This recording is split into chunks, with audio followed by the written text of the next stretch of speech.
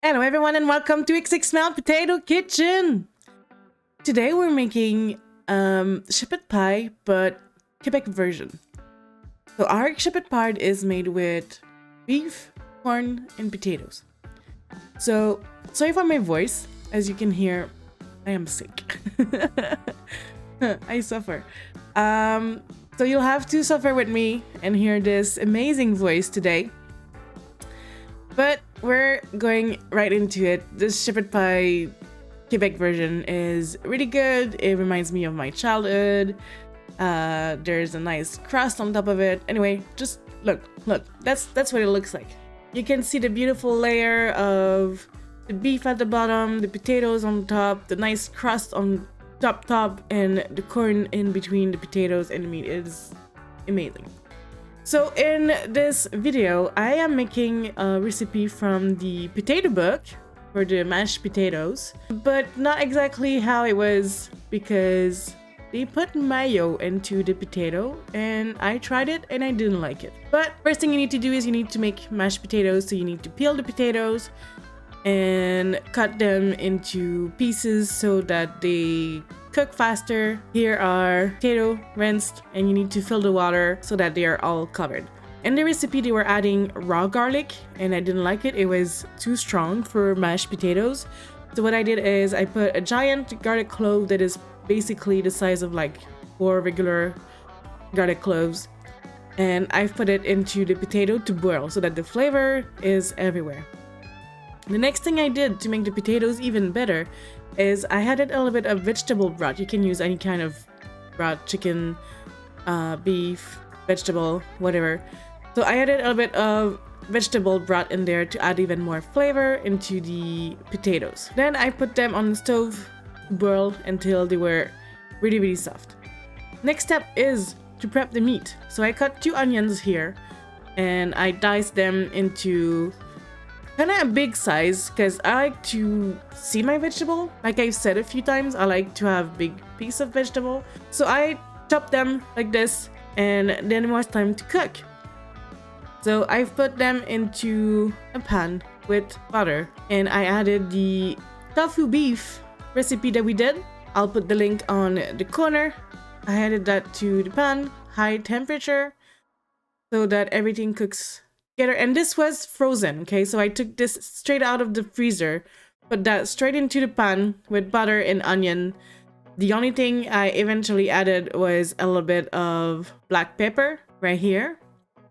And eventually I also added some broth. It was a mix of chicken and beef broth because I was prepping for the poutine sauce, which will be coming because I've made it.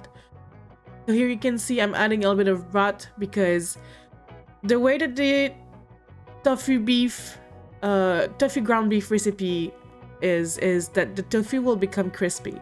So if you add it into a sauce, it will not get too mushy. It will still keep its shape. But if you want it to be a little bit more mushy, you need to add a little bit more liquid. So I added a little bit of liquid to like mimic the fat from the actual ground beef, and I mixed everything together until I reached the texture that I wanted, which was more like a ground beef in a shepherd pie kind of texture. And then I let it sit at lowest temperature so that it stays hot for a little while so that all of the flavor incorporated. And then it was time for the assembly. First thing you need to do is to put the ground beef or ground meat beef thing, tofu, at the bottom of a roasting pan. I took a medium size roasting pan because I was making that for Luigi's lunch. And then you don't want to put directly the corn. You want to add cream corn or creamy corn thing. I don't know how it's called in English, but I think it's just creamy corn or something like that. You want to add a layer of that so that the meat and the corn does not mix together. So this will make the different layers in between the 2 ingredients. So this will prevent the corn to go into the meat and the meat to go into the corn. So you will have distinct layer, and it added a little bit of sauce and creaminess, and it's really good. Then you want to add the corn and you want to add a nice generous layer of corn. I normally use canned corn, but turned out I didn't have any left.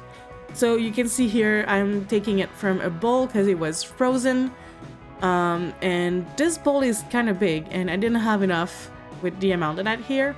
So I would say if you use frozen corn, probably like 4 cups of corn. And then it was time to mash the potato. So I strained the potato into colander, strainer, whatever you want to call it. Had a lot of butter instead of the mayo, because in the original recipe it's mayo. You can do mayo if you want. This is evaporated milk, but you can use regular milk. It's just what I had left in my fridge and I needed to use it. Rosemary, it's important. Mine is old, I'm sorry. But it's rosemary parmesan potato. So you need to put rosemary in. You mash the potatoes. Once they are mashed, you add the parmesan cheese. And you want to add a lot because it's parmesan rosemary crust potato. And then you want to mix everything, keep mashing, and do not put a lot of milk. You want to have a really thick texture, because if your potatoes are too liquid, it won't work for the shepherd pie. You need to have really thick potatoes, so do not add too much liquid. Here I noticed it was lacking a little bit of salt and pepper, and I added a little bit of chives because I love chives. I had that in everything. You may have noticed already, but I put chives in everything. I started to grow some fresh ones, so soon we'll see some fresh herbs into my recipes, and I'm really happy about that. And that's what the mashed potatoes are. To put them on top of the corn and not mess up everything, what I do is I put a big scoop of the potato, but I do not spread it really. I just spread it with the other potatoes around, but I do not spread it on top of the corn to make sure that it does not move the corn underneath it. Once we will have a nice full layer of potato, then we can go all in and smooth all of this and make sure that everything is even. But you do not want to mix on top of the corn until you have a nice thick layer of potatoes. Once everything is smooth, you want to add some paprika, smoked paprika, whatever you have that is paprika, and a nice tablespoon of butter that you're gonna make sure that it melts on top of the potatoes, so it's gonna make a nice crust. And once everything is smooth and there's butter everywhere on top of the potato, you put that into the oven at 350 Fahrenheit for approximately 30 minutes, or until there's liquid bubbling at the top. You see here on the right there's some liquid at the top. That means that it's ready. And if you want to have a nice crispy crust, you can put it to broil at the end so that the crust become even more crispy. This recipe is really easy. It feeds a lot of people and it tastes good. And honestly, this is one of the best recipe I did lately, with the tofu ground beef, that I think is better than actual ground beef. The tofu ground beef was so well seasoned that the ground beef was well seasoned. It was not fade beef or whatever. It was tasting really good. And it was Luigi's lunch, but as you can see, it made like 8 portion, 10 portion ish. So we had a little bit too much. So I was happy to be able to eat some as well. And it was delicious. The way I do it is I had a little bit of ketchup on top of it. Luigi hates that, but that's how I eat mine, and it's really, really tasty. So that's today's recipe. I am really happy with this recipe. It was really, really good.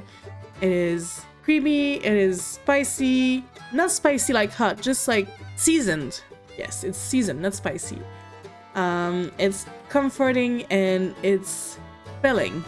And made with the tofu like this, it is healthy as well. It's really healthy because there's barely any fat other than the butter and the parmesan and everything. But that you can remove if you want to have even healthier.